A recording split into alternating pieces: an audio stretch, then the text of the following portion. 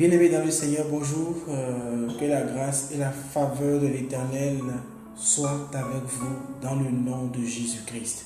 Ce matin, nous allons lire dans le livre de Romains chapitre 6, le verset 23. Romains chapitre 6, le verset 23 dit ceci. Le péché, c'est la mort. Mais le don gratuit de Dieu, c'est la vie éternelle en Jésus-Christ. Le salaire du péché, c'est la mort. Alors, on peut comprendre pourquoi les gens meurent aujourd'hui anarchiquement. C'est peut-être dû au fait que le péché a dominé le monde. C'est peut-être dû au fait que le monde est en train de violer la loi de Dieu. Et le principe est clair. Quand il y a péché, la mort sent. La mort commence par dire, écoutez, j'ai le droit d'être ici. La mort réclame sa présence. Le salaire du péché, c'est la mort. Celui qui commet l'iniquité, celui qui est dans le péché, celui qui pratique le péché, il marche avec la mort. Il y a cela quelques années, on a remarqué que ce sont les jeunes qui mouraient, mais jusqu'à présent c'est encore le cas. Mais il y a quelques années, c'était vraiment intense. Les jeunes mouraient de part et d'autre. Et on a remarqué qu'il y avait un système criminel par la jeunesse. Les jeunes tuaient pour de l'argent. C'est de la même façon qu'ils mouraient. Pourquoi? Parce que l'iniquité, le péché abondait et la mort réclamait ce qui était de son droit. C'est ça mon frère, c'est ça ma soeur. Qu'est-ce que tu fais? Dans quoi es-tu? Tu es peut-être une femme de nuit. La mort tourne autour de toi. Est-ce que tu es un voleur? Sache que la mort tourne autour de toi. Dans quoi es-tu? Dans les sectes. La mort tourne autour de toi. Je ne condamne personne, je ne juge personne, mais c'est la Bible et c'est ta propre vie qui te juge. C'est ta vie qui te juge. Parce que la Bible dit, le salaire, la rémunération, le prix qui est donné à celui qui pratique le péché, c'est la mort. Mais gloire soit rendue à Dieu car on a parlé du don gratuit de Dieu. Le don gratuit de Dieu. Le don gratuit, ça veut dire que tu n'as rien fait pour mériter ça. On te donne quelque chose gratuitement. On te donne quelque chose sans mérite. Et cette chose, c'est la vie éternelle. Et c'est la bonne nouvelle que j'apporte pour toi ce matin. La bonne nouvelle, c'est que le don gratuit de Dieu est là. Jésus-Christ de Nazareth. Quiconque pêche et tourne son regard vers Jésus est pardonné. Son péché ne sera plus compté. Son péché ne s'affichera plus le grand jour. Il devient ami de Dieu. Il devient ami de Jésus. Il est aimé par son Père. Il est héritier de Dieu. Il est co-héritier de Christ. Il bénéficie des grâces abondantes de Dieu. Il bénéficie de toutes les promesses que l'Éternel a données.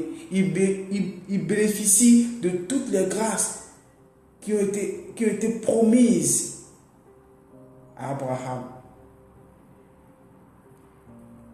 Est-ce que tu veux mourir ou tu veux le don gratuit de Dieu? À toi de choisir. Parce que Dieu ne force jamais quelqu'un. On est libre quand on vient dans la vie, quand on vit dans ce monde, on est libre de le choix. Ah ben oui, tu es libre de faire ton choix. Soit tu choisis la vie éternelle, soit tu choisis la mort. Que choisis-tu? Je te conseille de faire un bon choix, de choisir la vie.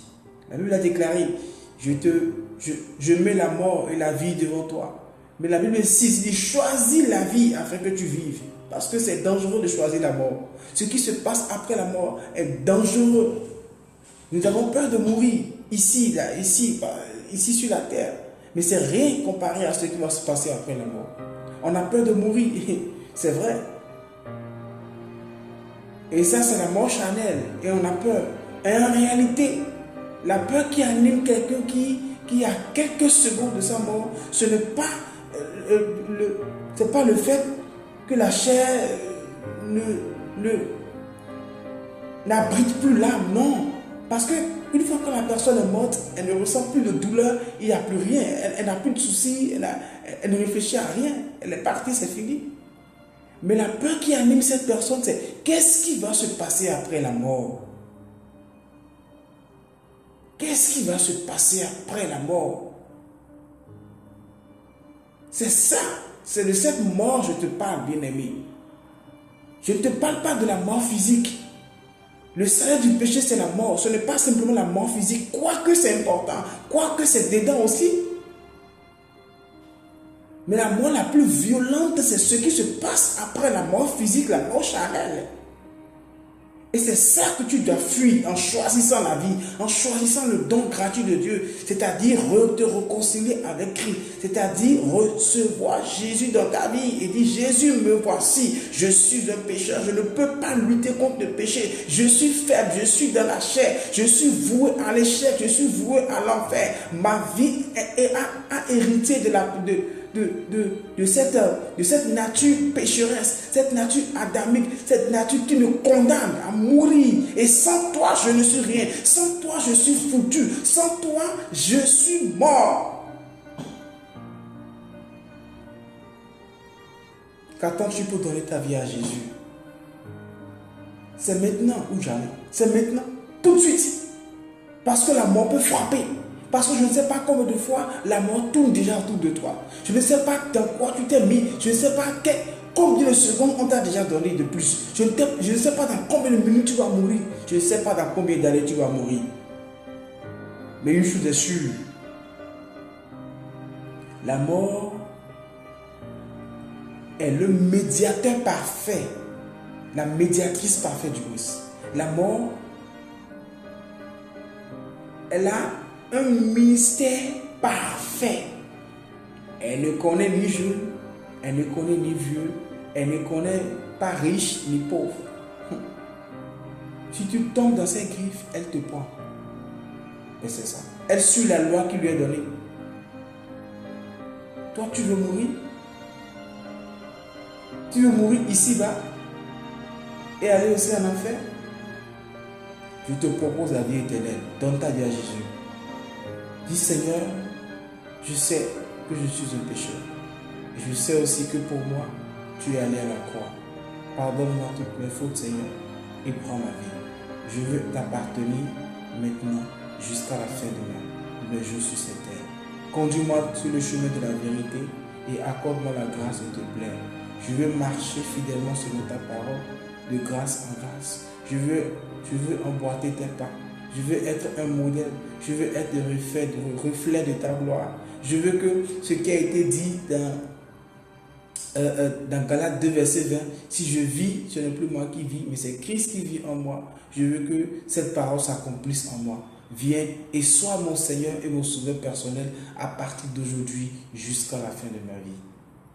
Amen. Tu es béni. Amen.